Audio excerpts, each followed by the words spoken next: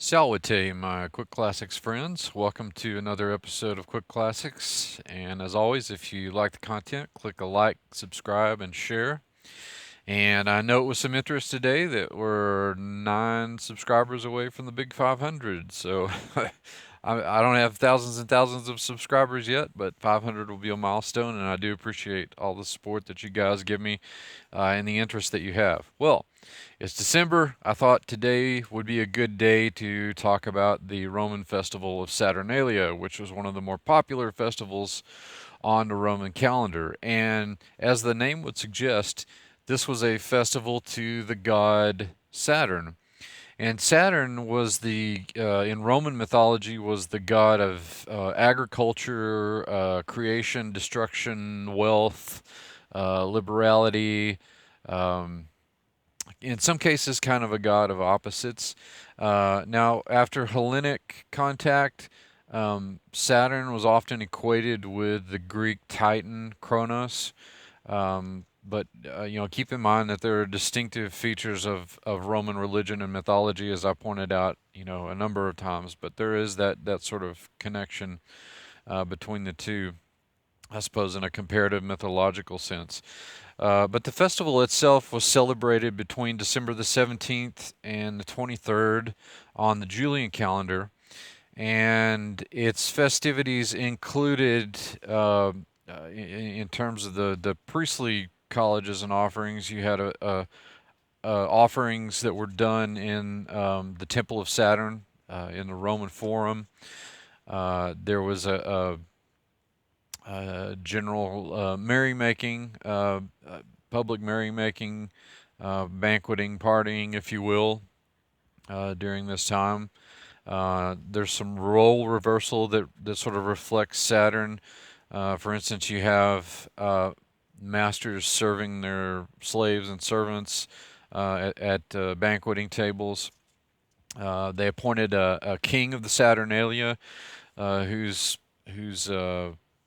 orders were to be followed, I suppose, within reason during that time. But a sort of a body kind of Mardi Gras carnival style atmosphere pervaded the goings on at the Saturnalia. Now, um, I mentioned the connection with the between Saturn and Kronos, which is a post-Hellenic contact. Let's just say after the 7th and 6th centuries BC association that takes place. There was a Greek festival in honor of Kronos called the Chronia, but it took place on the other end of the solar cycle, not at the winter solstice, but during midsummer. But some of the same themes were at play. But again, that's not to take away the fact that this festival and the mythology and religion associated with it had some very unique Roman and indigenously Roman elements to it. Um, Now, undoubtedly, some of these practices ended up in Western European Yule celebrations, particularly after the Middle Ages. Um, some of the practices that come to mind, the Lord of Misrule in Western Europe, particularly England, is a very similar to what you have with the King of Saturnalia and the kind of general merrymaking and gift giving. You could sort of throw that in there too. And the role reversal thing is a kind of a layover too, particularly in Western Europe and Canada, um, where you have things like Boxing Day, the day after Christmas. Now that's not pugilism, but it's Boxing Day was a kind of day to be charitable to the poor and give alms and things like that. So there are definitely some layovers. One could argue um, the abundant use of candles and greenery might be another layover into later Yuletide practices in Western Europe. But there are definitely some darker elements to the Saturnalia, and um, you know, Saturn. We probably could do an entire series or video on Saturn. Saturn definitely had some dark elements and was often associated with the underworld and maybe even another persona like the despot or the Dark Father uh, archetype that sort of permeated the chthonic, uh, you might say the chthonic side of Saturn. So there were definitely some darker elements to the god, and as such, there were some really dark elements to the festivities themselves. For instance, human sacrifice, which is not something that usually comes up in a discussion about the Saturnalia, but in fact, gladiators, those gladiators that died during the games that ran the duration of the Saturnalia festival were considered offerings to the god Saturn, in essence, human sacrifices. So there's that, and you also have the sort of libertine indulgences that were undoubtedly taking place amidst this sort of body carnival atmosphere um, that was taking place. Now, I'm not saying that it was one giant orgy. Hollywood likes to do that. They like to put the sex and gladiators and warfare to the fore.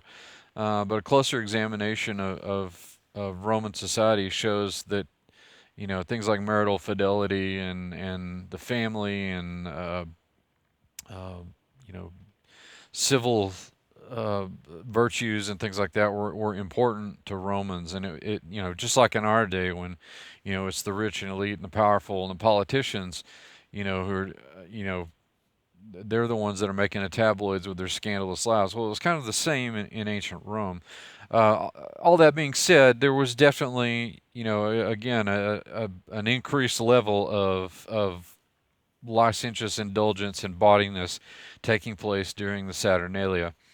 Um, I thought I might say a few things about the sources that we generally draw to, or at least some of them. I always, as a historian of the classical world, I always found it really interesting that despite the fact that the Saturnalia is one of the more popular, if not the most popular, um, festival on the Roman calendar, no one source describes, in kind of Encyclopedia Britannica style, what the Saturnalia was. Now, of course, one of the good sources that we have for the Saturnalia is the calends, the Roman calendar itself. But there are a couple of other sources, like the Roman historian Justinius, who talks about, interestingly enough, talking about the origins of the festival of the Saturnalia.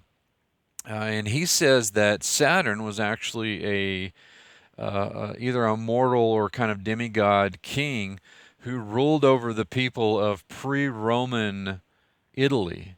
Um, Now, there's a late antique scholar, a historian by the name of Macrobius, who echoes a lot of these things. And in fact, it's in late antiquity that we get, from second, third century AD on, that we get more detailed descriptions of not only Roman festivals but Roman gods, and sometimes from some unlikely places too.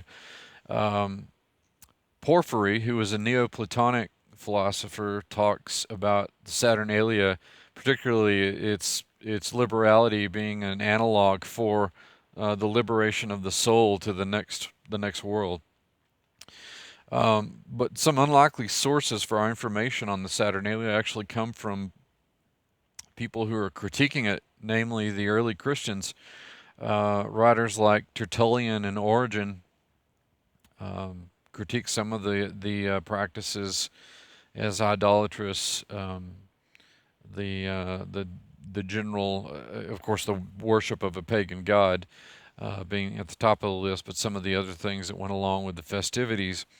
Uh, Sort of by proxy, Augustine in the City of God gives a pretty detailed account of all the Greek and Roman gods and some of the festivals that were given in honor of them. So some unlikely um, sources, although capable sources, people who were educated in the Greco-Roman system, uh, from the literature of the early church. And there are some other really interesting sources that you might look into, like the even the Mishnah from Jewish tradition. In the Mishnah, although it's later, it talks about the Saturnalia actually originating with Adam, and then again, this is uber apocryphal, but the Mishnah says that because the days were starting to get shorter, Adam thought that God was punishing him for some sin or something like that. Um, so there are some interesting sources that you might look into describing the Saturnalia, but not all of them are complete. So you have to kind of take bits and pieces of them and put them together. But of course, between that and epigraphy and archaeology, we were able to get a really good sense of what the Saturnalia was. And I know it was some interest that the Saturnalia begins on December the 17th, which on the calends was the first part of the year associated with Capricorn. And for those of you who followed my research on Peneus, you know that the Capricorn is associated with the god Pan. And there's some interesting things that I could tease out of that, but for time constraints and the fact that this is called Quickclassics, I'll cut it off there. But I thought that it would be interesting to take a closer look at Saturnalia and give you kind of a rundown of what the festival was and some of the elements of its rites and observances. All right, and as a matter of fact, if you're interested in looking at, I actually have two edited volumes in my catalog that would help you. One is called The Religion of Numa, and the other one, especially Taboo, Magic, and Spirits, which is kind of an anthropological approach to Roman religion, talks more in detail about the elements of the Saturnalia, and they just happen to be on sale this week for 15% off. So I'll put links in the description to those if you want to check them out. But as always, I appreciate you guys tuning in, and I'll see you on the next episode of Quick Classics. Godspeed.